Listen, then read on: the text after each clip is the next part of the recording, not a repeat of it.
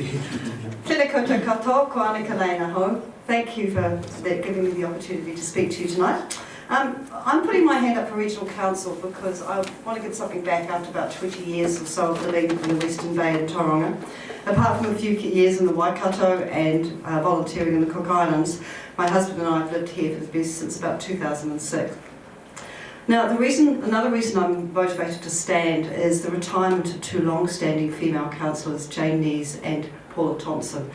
And I wanted to make sure that there was a reasonable representation around the governance table, a balance between men and women.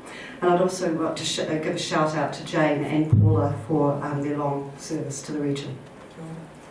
About me, I've got an academic background in political science, law and economics, and I worked as a corporate lawyer before entering into a local government career.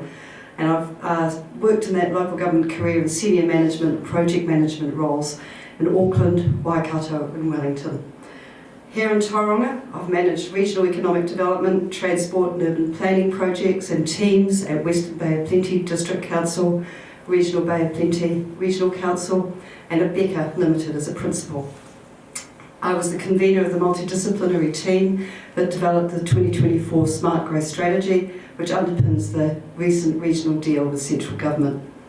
Internationally, I've led projects on climate change, infrastructure and environment policy in the Pacific. Experience that's taught me how to bring people together, balance diverse interests and find solutions to big challenges. I'm also deeply committed to our local community.